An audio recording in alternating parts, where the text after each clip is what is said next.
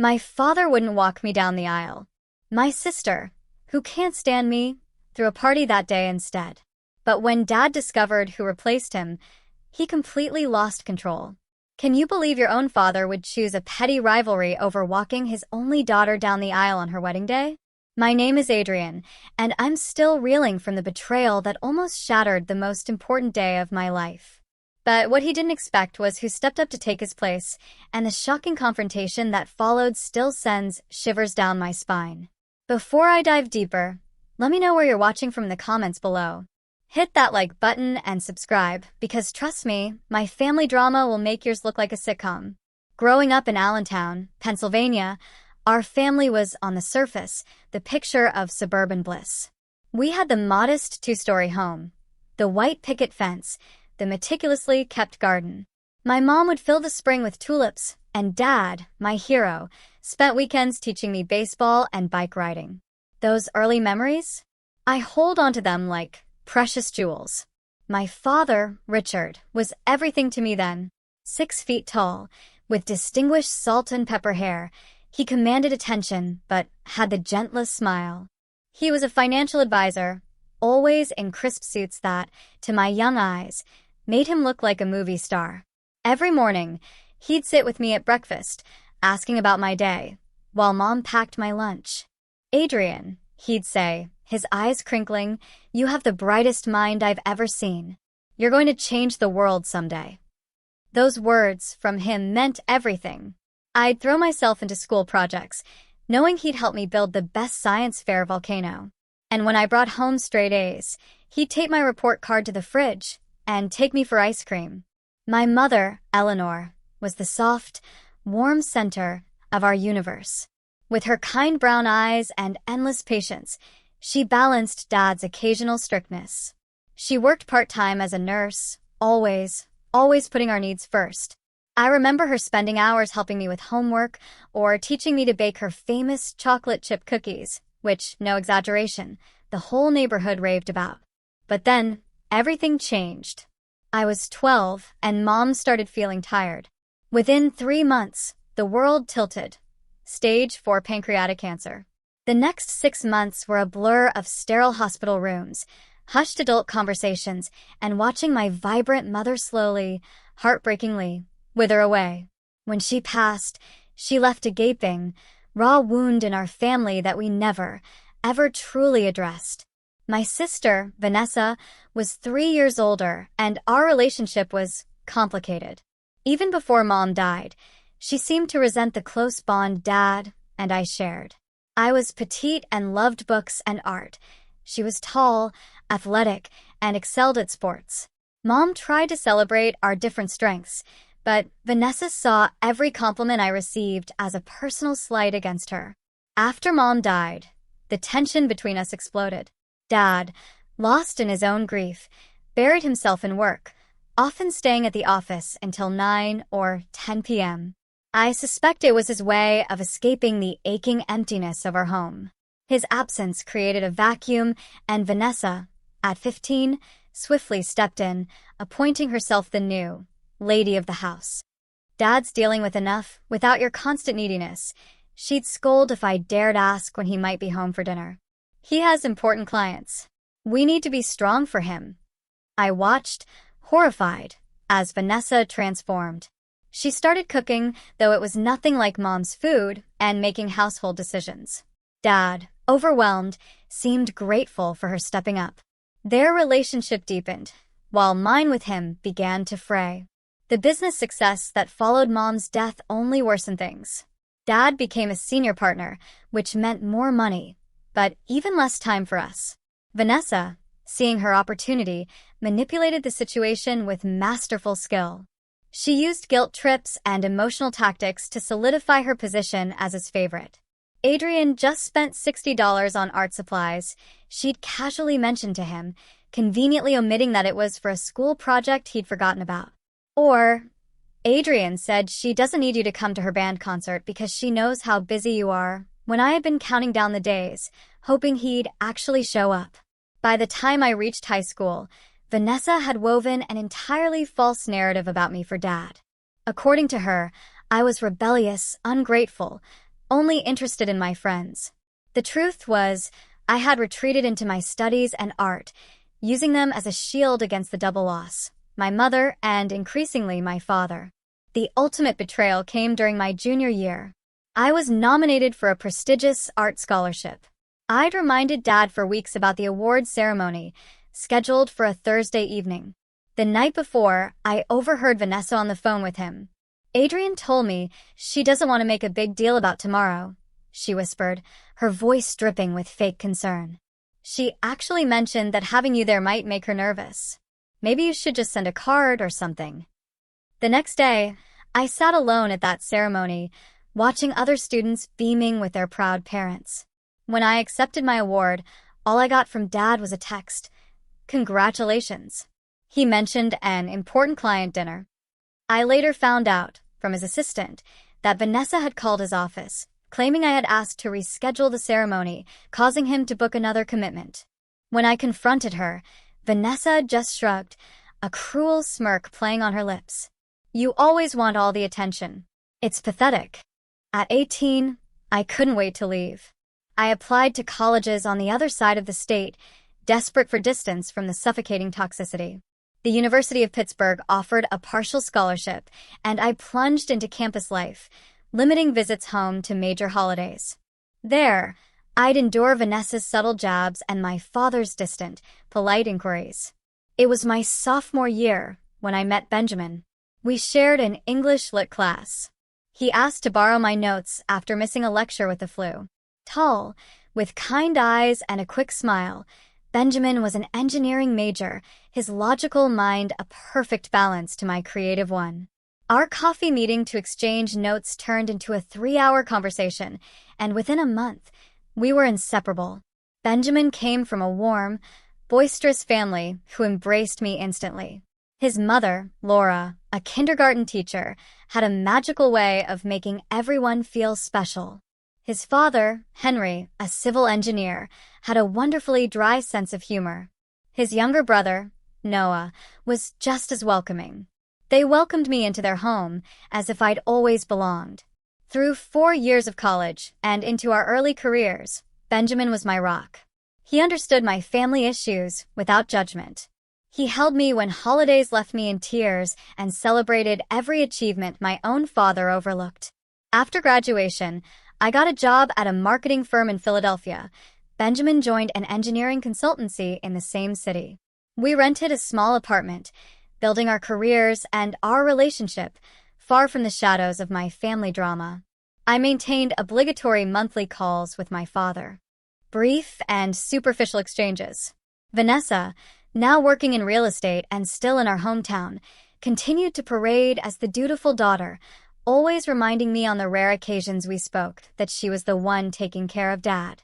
By 27, I was a marketing executive, leading campaigns for major clients. Benjamin had advanced in his field too. Our life together was more fulfilling than I could have ever imagined. The old wounds from my family lingered, but I had built a new life where I was valued, cherished, and truly loved. Benjamin proposed on our 5th anniversary. He planned an entire day, meticulously recreating our first dates, breakfast at our old cafe, a visit to my favorite art museum, and dinner at the Italian restaurant where we celebrated my college graduation. When dessert arrived, a small velvet box sat next to my tiramisu. "Adrian," he said, taking my hands across the table, "you have made these past 5 years the best of my life. Your creativity, your kindness, your strength, you amaze me every day. I want to spend the rest of my life with you. Will you marry me?" The ring was perfect, a vintage-style sapphire surrounded by tiny diamonds. Benjamin later told me he'd chosen it because it reminded him of my artistic spirit, unique, not conventional. In the pure joy of that moment, I pushed aside any anxiety about telling my family. For one perfect evening, I just wanted to be happy, free from the shadow of past disappointments. The next morning, I called my father. After our usual pleasantries, I took a deep breath. "Dad, I wanted you to know that Benjamin proposed last night, and I said yes." The pause that followed felt agonizingly long. "Well, congratulations," he finally said, his tone more suited for a minor work achievement than his daughter's engagement. He seems like a good guy. Have you set a date? No excitement. No questions about the proposal. No offer to celebrate. Just practical inquiries, delivered in the same tone he might use to discuss a business transaction. Not yet, I replied, trying to hide my disappointment. We're thinking maybe next summer. Let me know when you decide, he said. I should check my calendar. After hanging up, I sank onto the couch, fighting back tears. Benjamin found me there and immediately understood. He'll come around, he assured me, though I could tell he didn't quite believe it himself. Vanessa's reaction was even more telling. When I texted her the news with a photo of the ring, her response was aggressively congratulatory, to the point of being obviously insincere. OMG, congrats, little sis. So happy for you. That ring is so pretty. The excessive exclamation points couldn't mask the seething jealousy I knew was underneath. Vanessa, at 32, had been through a string of short-lived relationships, never finding someone willing to commit long-term. Despite the lukewarm response from my birth family, we forged ahead with planning. We chose June 15th as our wedding date, giving us 9 months. The date worked for Benjamin's family, my closest friends, and crucially, my father confirmed he was available. We sent out save-the-date cards 8 months in advance. My father actually sounded somewhat enthusiastic during our next phone call. I've put it in my calendar, he said. Vanessa mentioned it to me as well. Actually, Dad, I ventured carefully. I was hoping you would walk me down the aisle. Another pause, but this time, when he spoke, I detected genuine emotion. I would be honored, Adrian. That single moment of connection gave me a flicker of hope that perhaps my wedding might begin to heal the distance between us. The following months were a whirlwind: venue tours, catering tastings, dress fittings. Benjamin's mother, Laura, joined me for many appointments, offering gentle suggestions and radiating excitement. You're going to be the most beautiful bride, she told me during my first dress fitting, tears in her eyes as I emerged in a fitted lace gown. In that moment, I felt the absence of my own mother more acutely than ever. Laura, sensing this, gently squeezed my hand. Your mom would be so proud of the woman you've become. As we planned, I also grew closer to Benjamin's uncle, Jack, Laura's brother-in-law. Jack, in his early 60s, was a retired English professor with silver hair and kind eyes behind wire-rimmed glasses. He'd never married or had children, but he doted on Benjamin and Noah as if they were his own. At family gatherings, Jack always made a point to engage me in conversation about books, art, or my work. Unlike many older relatives who asked polite but disinterested questions, Jack listened, truly listened, and offered thoughtful responses. You have a remarkable eye for what moves people, he'd said after I showed him a campaign for a nonprofit. That's a rare gift. During one Sunday dinner at Benjamin's parents' home, Jack mentioned he'd reserved a hotel room for the wedding weekend. I wouldn't miss it for the world, he said with a warm smile. I've already bought a new suit for the occasion. His genuine enthusiasm was a stark contrast to my own family's responses. My father confirmed his attendance during our calls, but never initiated any questions about the wedding. Vanessa had declined to be a bridesmaid, citing work commitments, though she said she'd attend. About 5 months before the wedding, I started noticing troubling signs. Vanessa began making vague comments on social media about a big event she was planning. When I called to ask, she was evasive. Just something for work, she said dismissively. Nothing for you to worry about. But as our wedding date approached, I saw more posts. Venue scouting, catering options, mentioning June as a target. A knot of anxiety formed in my stomach, but I tried to push it aside, focusing on our own final plans. The bombshell dropped exactly 3 months before our wedding day. Vanessa called me on a Sunday afternoon, her voice dripping with false sweetness. Adrian, I wanted to let you know personally before you see it on social media. I'm hosting a career achievement party on June 15th. I've finally hit my sales target to become a broker, and the firm is throwing me a huge celebration. My blood ran cold. Vanessa, that is my wedding day. You received the save the date card 8 months ago. Did I? She feigned surprise. It must have slipped my mind when I was planning with the firm. Anyway, It's just a coincidence that the dates overlap.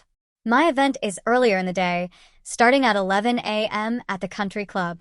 It should be winding down around the time your ceremony starts at 4 p.m., so it works out perfectly. Perfectly? I repeated, my voice rising. You're scheduling a party on my wedding day, knowing Dad will have to choose.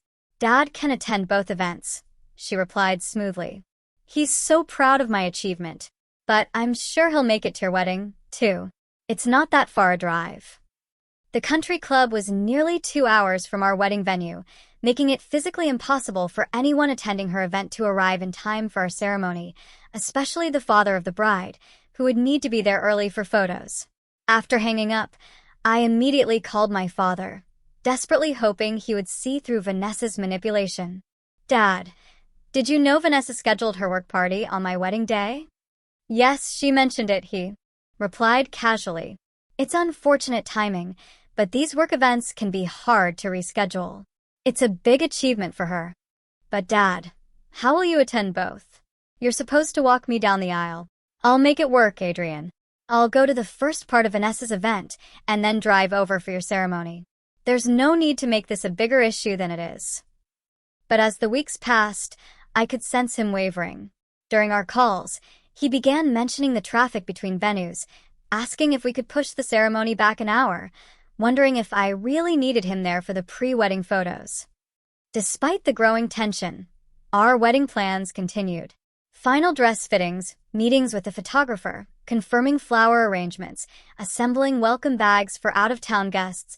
They kept me busy, providing a much-needed distraction.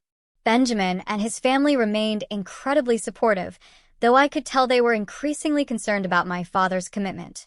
Then, just 2 weeks before the wedding, I received the call that confirmed my worst fears. It was a Tuesday evening. I was reviewing seating charts when my phone rang. It was my father. Adrian, he began, his voice uncomfortable. I need to talk to you about the wedding. I've been thinking about the logistics for June 15th, and I don't think I can make it to the ceremony on time. Vanessa's event is really important to her career, and as her father, I need to be there for the whole thing. The timing just doesn't work out.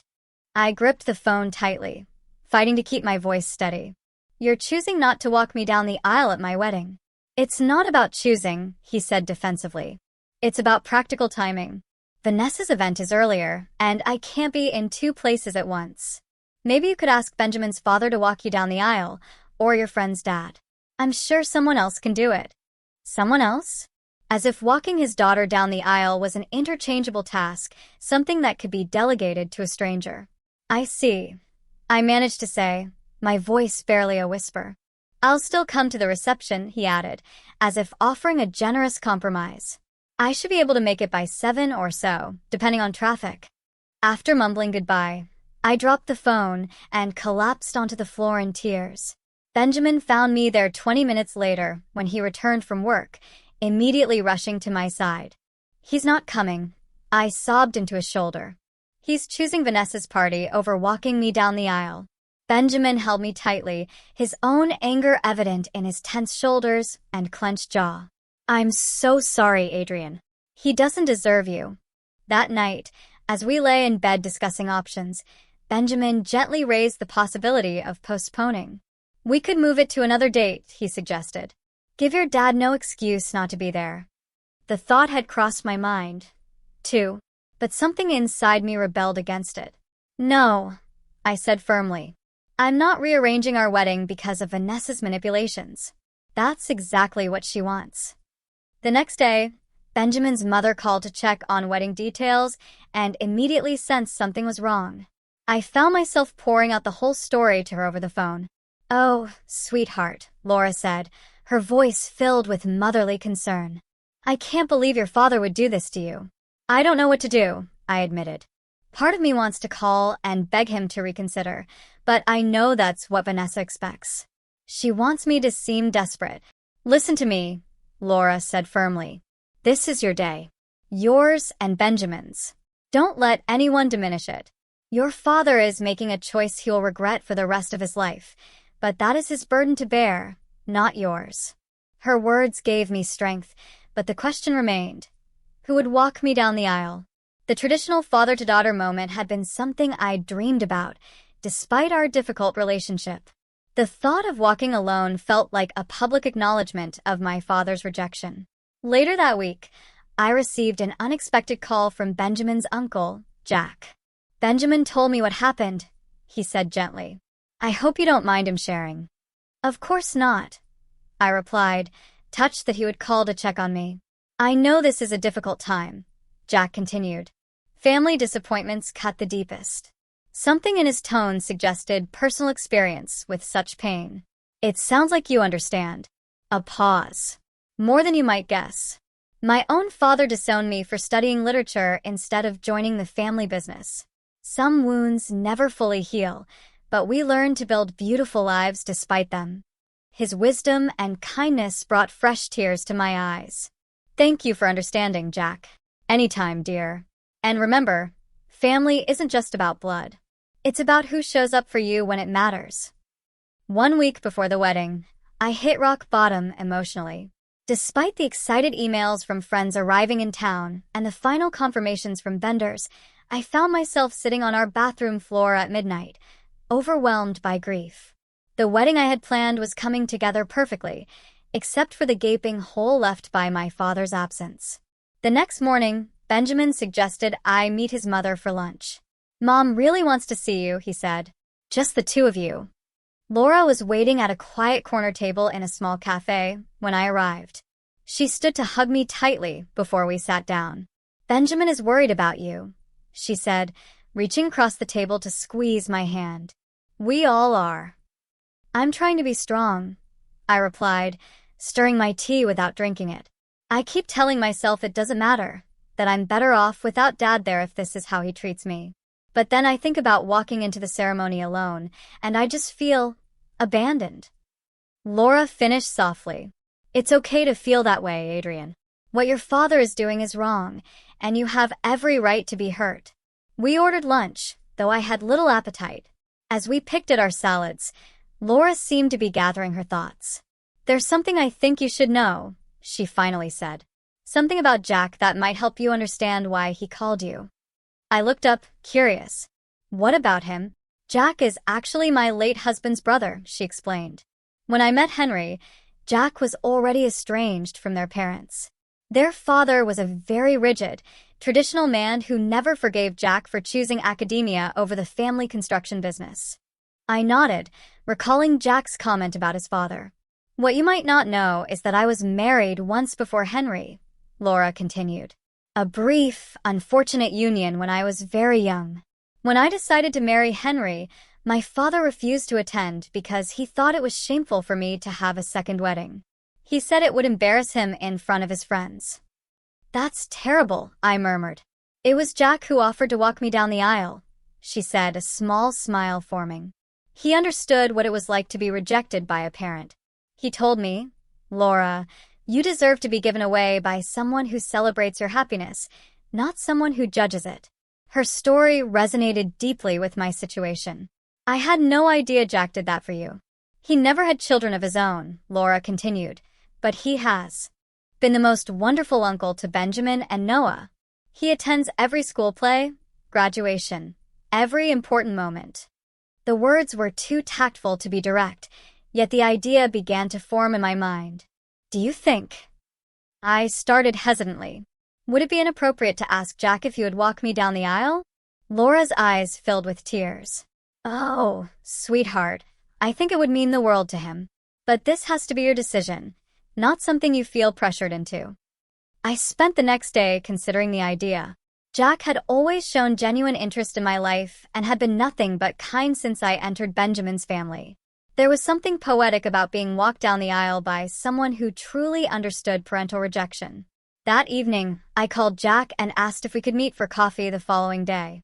He agreed immediately. We arranged to meet at a bookstore cafe near his apartment. When I arrived, Jack was already there, a stack of books on the table and 2 coffees waiting. "I took the liberty of ordering your usual," he said with a warm smile. "Vanilla latte with an extra shot, right?" The fact that he remembered such a small detail about me only confirmed his character. After some small talk, I gathered my courage. "Jack, there's something I wanted to ask you. He set down his coffee cup, giving me his full attention. Anything, Adrian? I don't know if Benjamin told you, but my father has decided not to walk me down the aisle. The words still hurt to say out loud. Jack nodded solemnly. Benjamin mentioned there was some conflict. I'm truly sorry you're experiencing this. I took a deep breath. Laura told me how you walked her down the aisle at her wedding to Henry and how meaningful that was to her. I was wondering. I would be honored if you would consider doing the same for me. Jack's expression shifted from surprise to profound emotion. For a moment, he seemed unable to speak, his eyes glistening with unshed tears. Adrian, he finally said, his voice thick, I cannot tell you what this means to me. Are you certain? This should be a special moment with someone you're close to. I am absolutely certain, I replied, feeling more confident by the second. You have shown me more genuine interest and support in the years I've known you than my father has in a decade. I would be proud to have you walk me down the aisle. Jack reached across the table and took my hand. Then I accept with all my heart. It would be one of the greatest honors of my life. The crushing weight I'd carried for weeks suddenly felt lighter. Jack was right. Family was about who showed up, not just shared DNA. The final days before the wedding were a whirlwind. Vendor confirmations, assembling welcome bags, out-of-town guests starting to arrive. Through it all, I felt a new sense of peace about my decision. I made one last attempt to reach out to my father, calling him 3 days before the wedding. Dad, I just wanted to confirm whether you're still planning to come to the reception. Yes, I should be able to make it after Vanessa's event, he replied, sounding distracted. Probably around 7:30 or 8. I swallowed hard. I also wanted you to know that I've asked Benjamin's uncle, Jack, to walk me down the aisle. A pause. Who? Jack Harris. Benjamin's uncle. He's been very supportive throughout our relationship. I see. His tone was unreadable. Well, I suppose someone has to do it if I can't be there on time. His dismissive response only confirmed I had made the right choice. The night before the wedding, we held a small rehearsal dinner. Jack attended, looking distinguished in a charcoal suit. During dinner, he stood to offer a toast that brought tears to many eyes. To Adrian and Benjamin, he said, raising his glass. True love is not just about finding the right person, but also about creating a family of choice that supports and celebrates you. I have watched your relationship blossom, and the care and respect you show each other gives me hope for the future. I am deeply honored to play a small role in your special day tomorrow. Later that evening, as guests were leaving, I checked social media one last time. There were posts from Vanessa about her career celebration. The photo showed nothing more than simple decorations in her apartment, with maybe a dozen people tagged. It was clearly not the grand corporate event she had described.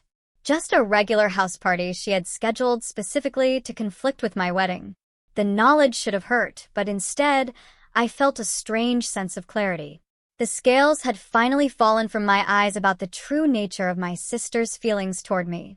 Her jealousy ran so deep that she would sabotage one of the most important days of my life simply out of spite.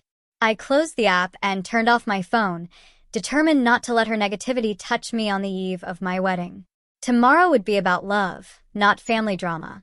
I awoke on my wedding day to sunshine streaming through the hotel room curtains. My 3 bridesmaids, college and work friends, arrived early with coffee and pastries, their excitement infectious. Hairstylists and makeup artists arrived at 9, and the getting ready process began. As my friend Sophia was having her hair styled, my phone chimed. A text from my father. Good luck today. Vanessa's event starts at 11 o'clock. If it wraps up early, I might be able to make it to the reception by 7 or 8. Save me some cake. Not a word of regret about missing the ceremony. Not even a congratulations or I love you. Just a stark reminder that Vanessa's party was his priority. I handed the phone to my bridesmaid Zoe, unable to respond. She read it and shook her head in disbelief. He's unbelievable, she muttered, giving me a supportive hug. Try not to let it ruin your day. Around noon, there was a knock. Sophia opened it, and Jack stood there, immaculately dressed in his tuxedo, holding a small gift box. I hope I'm not intruding, he said. I just wanted to drop this off for Adrian before the ceremony. I invited him in, touched by his thoughtfulness. The bridesmaids discreetly moved to the bedroom area of the suite. "You look absolutely radiant," Jack said, his eyes crinkling with genuine warmth. "Benjamin is a very fortunate young man." "Thank you for coming by," I replied. "And for everything else." Jack handed me the small box. "I wanted you to have this today. It belonged to my mother, and I've been saving it for a special occasion." Inside was a delicate vintage handkerchief, edged with intricate lace and embroidered with tiny blue flowers. "Something old, something blue," Jack explained. "My mother carried it on her wedding day in 1930. I thought perhaps you might like to have it with you today." Tears welled in my eyes. "It's beautiful, Jack. I would be honored."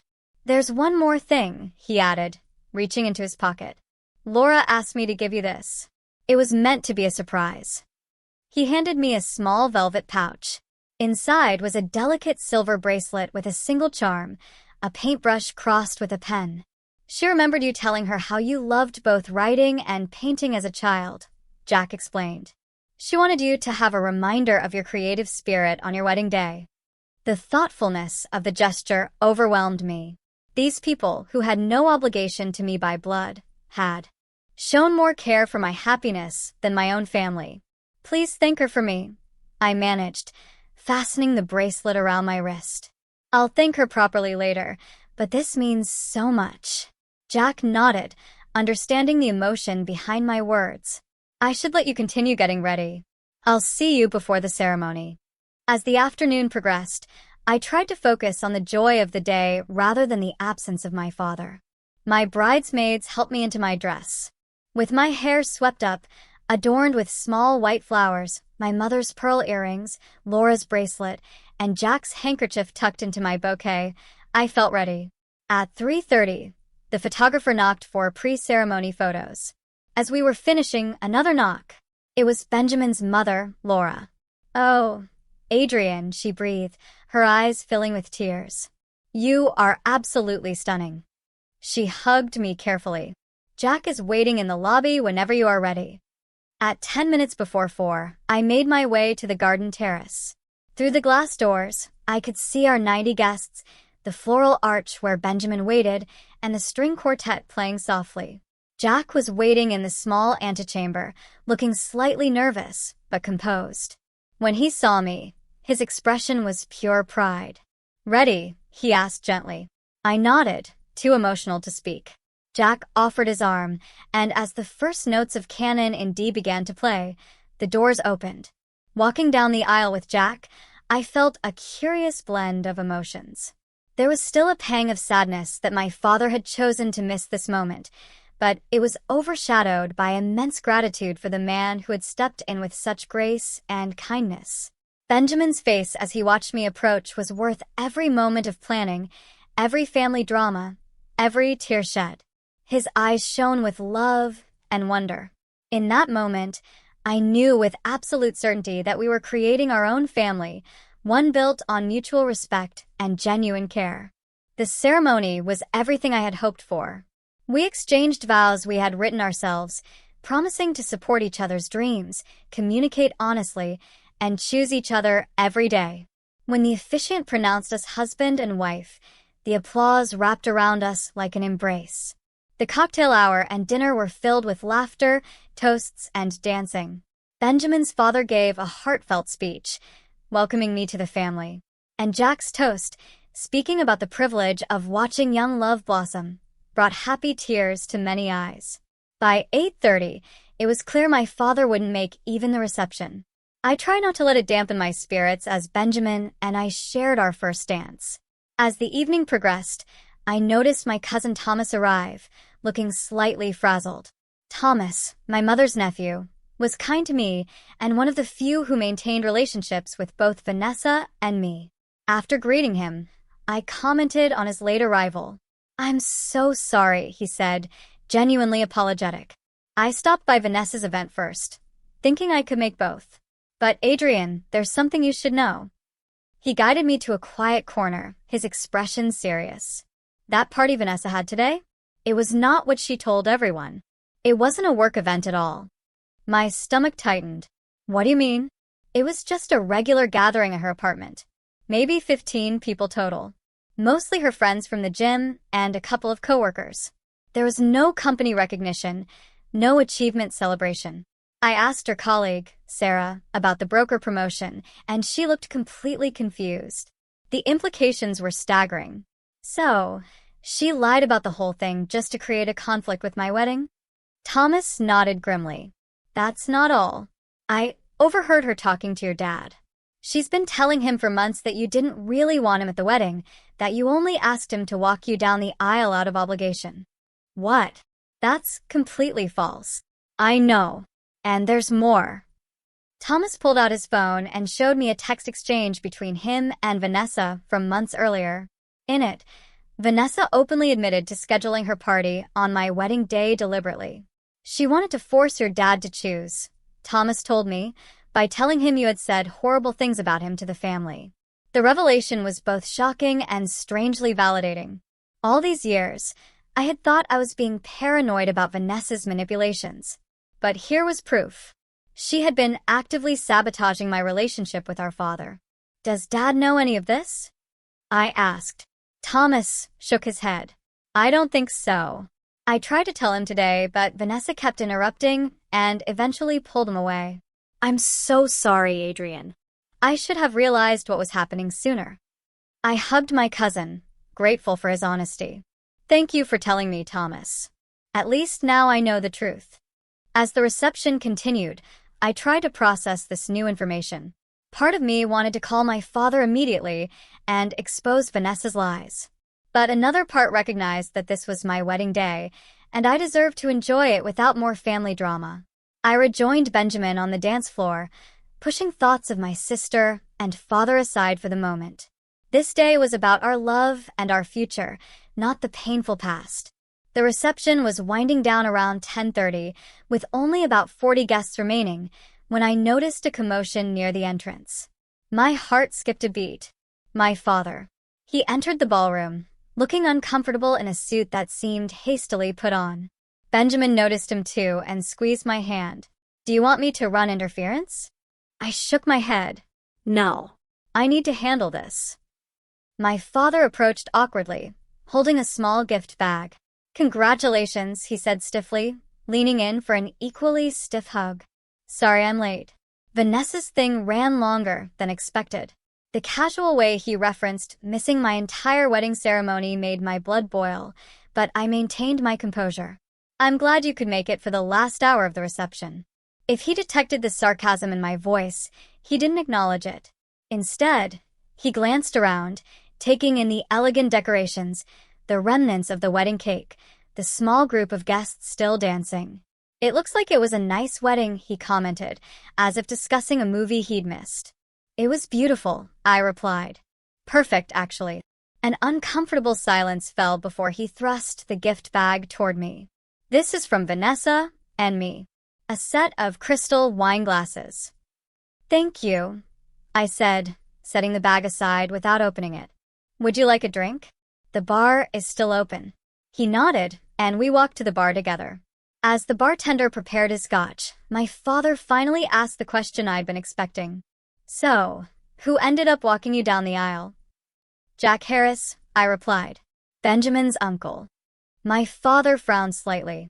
The older gentleman in the navy tuxedo, the one who gave that toast earlier? I nodded, scanning the room and spotting Jack chatting with Laura and Henry at a nearby table. Yes, that's him. You had a stranger walk you down the aisle? His tone was incredulous, as if I had made an absurd choice. He is not a stranger to me, I said firmly. He has been part of Benjamin's family for years, and he has shown more interest in my life and happiness than you have in a very long time. My father's face flushed with anger. That's not fair, Adrian. I've always supported you. Have you? I challenged, the hurt of years finally bubbling to the surface. You missed my art scholarship ceremony in high school because Vanessa told you I didn't want you there. You forgot my college graduation dinner until Benjamin's parents reminded you. And now you skipped my wedding ceremony for Vanessa's fake party. Fake party? What are you talking about? At that moment, Thomas approached us. "Uncle Richard, I'm glad you made it, even if it's just for the end of the reception." My father nodded curtly.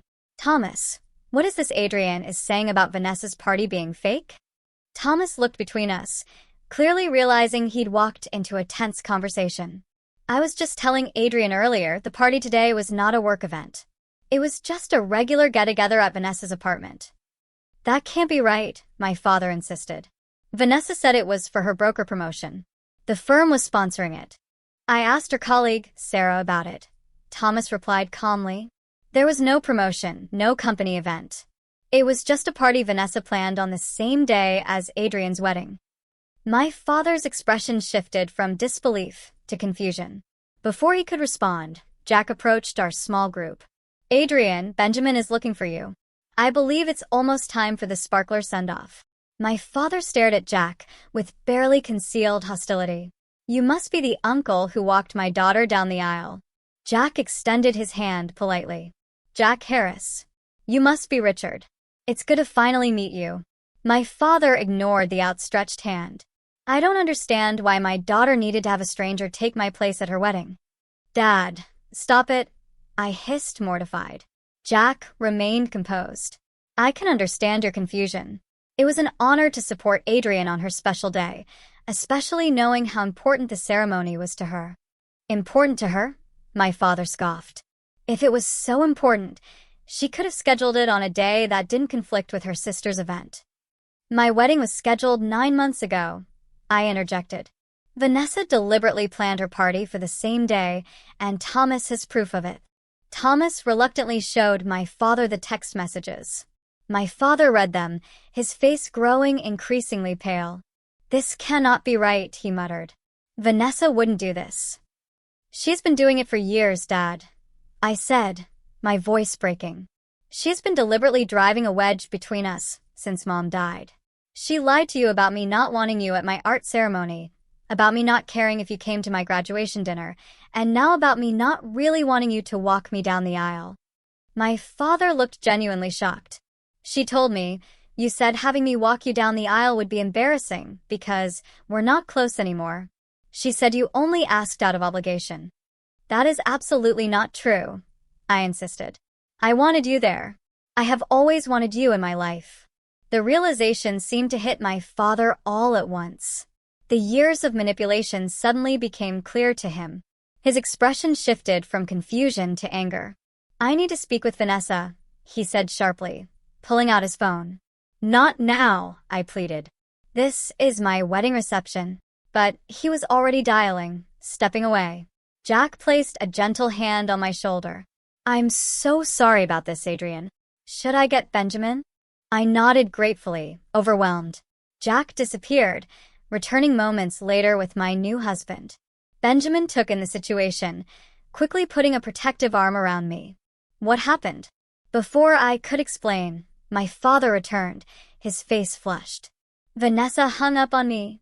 I'm going to her apartment right now to get the truth." "Dad, please," I said. "Can this wait until tomorrow? This is supposed to be a celebration." "I need to know if what you are saying is true," he insisted. "If Vanessa has been lying to me all these years, she has," Thomas confirmed quietly. "I'm sorry, Uncle Richard, but it's true." My father looked at me, then at Jack, who stood protectively beside Benjamin and me. Something about seeing us together seemed to trigger a fresh wave of anger in him. "So you replace me with him?" he demanded, gesturing toward Jack. "Some random old man you barely know." Jack stepped forward, his voice calm but firm.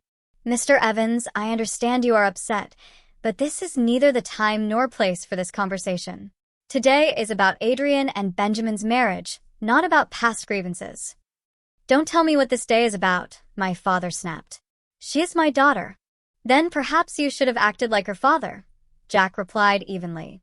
"Being a father means showing up, not just when it's convenient, but when it matters most."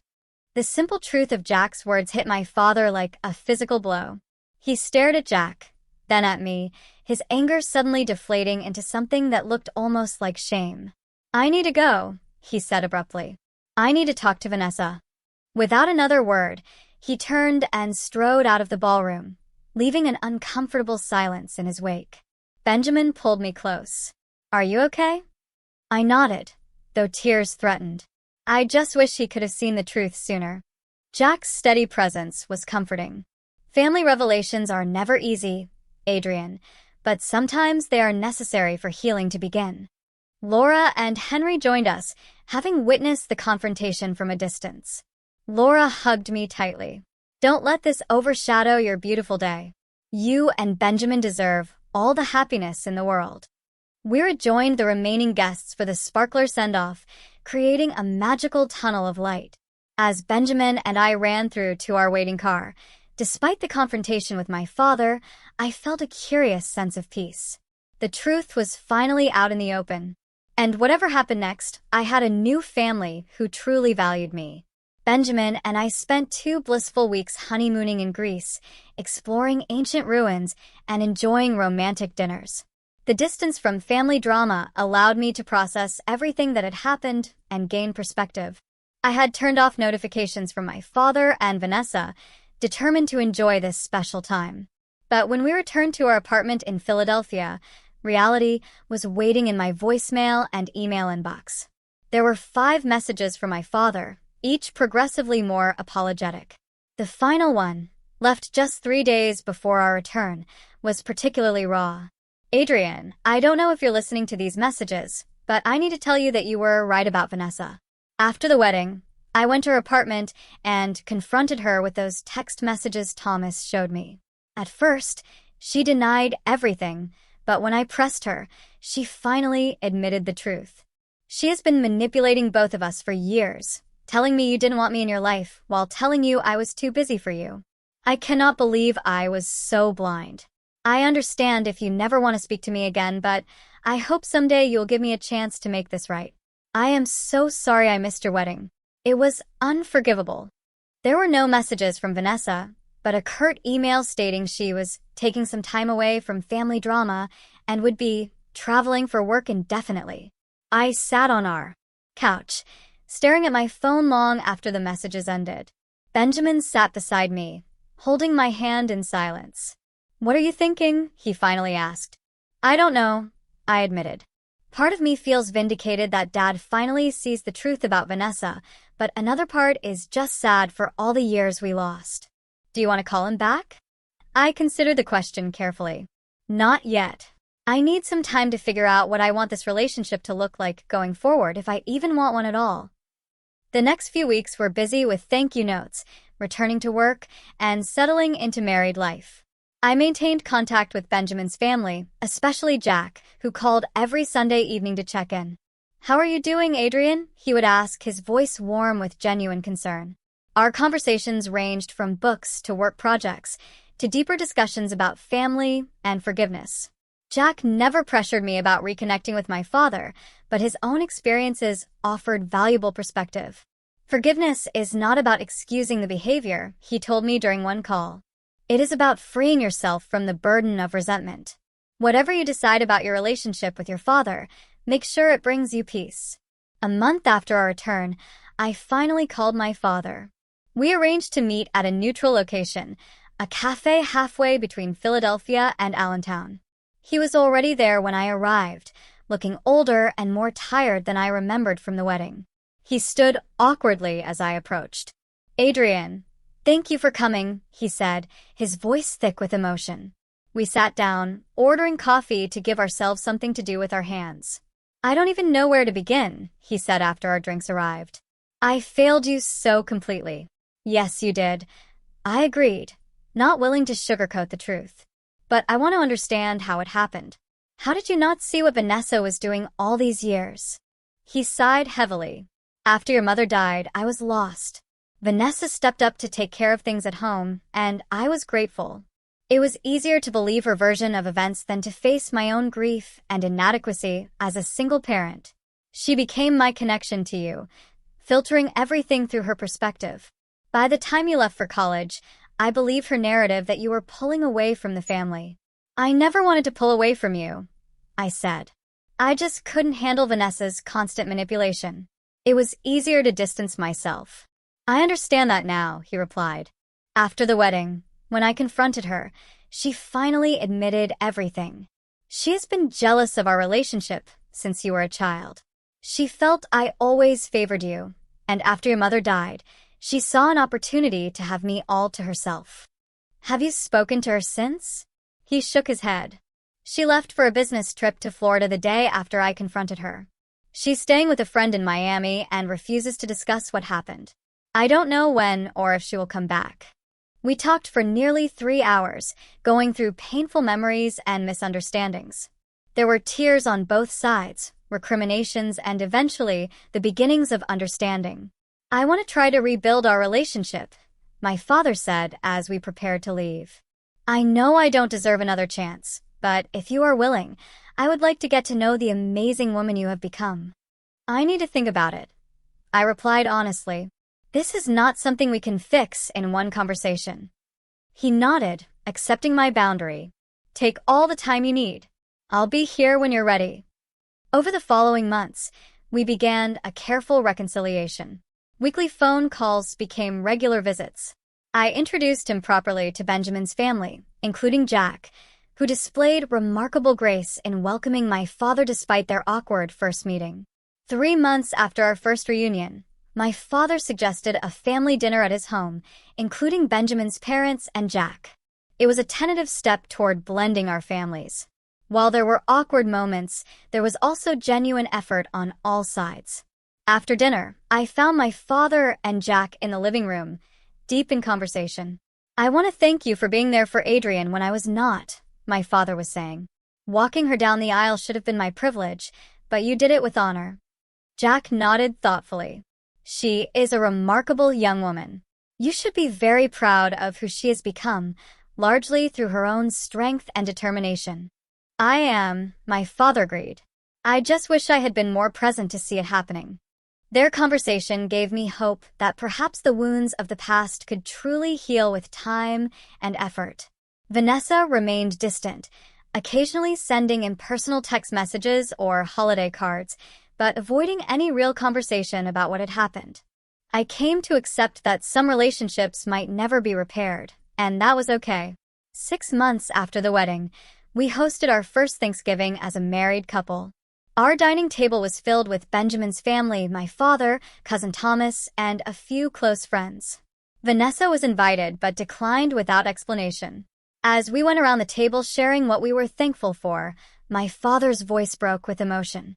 I am thankful for second chances, he said simply, and for a daughter whose capacity for forgiveness humbles me every day. When it was Jack's turn, he smiled warmly around the table. I am thankful for the reminder that family is created through love and choice, not just biology. And I am especially thankful to have gained another niece in Adrian, whose courage and grace inspire me. On our 1-year anniversary, Benjamin and I held a small dinner party. Jack surprised us with a toast that brought tears to my eyes. 1 year ago, I had the privilege of walking this beautiful young woman down the aisle to marry the man she loves. What began as a solemn duty quickly became one of the greatest gifts of my life, the opportunity to be a part of Adrian and Benjamin's journey. May your marriage continue to grow in strength and joy. And may you always remember that true family consists of those who choose to love you, even when it is difficult. As I reflect on the journey that brought us here, I realize that sometimes life's greatest wounds can lead to unexpected healing. My father's absence on my wedding day led to Jack's presence, which in turn created a bridge for my father's eventual return to my life. The family I have now includes both those I was born to and those I have chosen. All imperfect, all valuable in their own ways. I've learned that forgiveness doesn't mean forgetting or excusing harmful behavior. It means freeing yourself from the burden of resentment and creating boundaries that protect your heart while allowing for growth and change. The father who walks you down the aisle should indeed be someone who has walked beside you through life's challenges, supporting and loving you unconditionally. Sometimes that person shares your DNA, and sometimes they come into your life through other paths. What matters most is not who stands beside you on one important day, but who shows up for all the ordinary days that follow. I am fortunate to have found my tribe, the people who choose me every day, just as I choose them. Have you ever had someone unexpected step up for you when family let you down? Or have you been the person who stepped in when needed? Share your stories in the comments below. I really want to know what you think. If this story touched your heart, please like and subscribe to hear more tales of family forgiveness and finding your own path. And remember, sometimes the most beautiful families are the ones we create through love and choice, not just the ones we are born into. Thank you for listening, and may you find your own tribe of people who choose you every single day.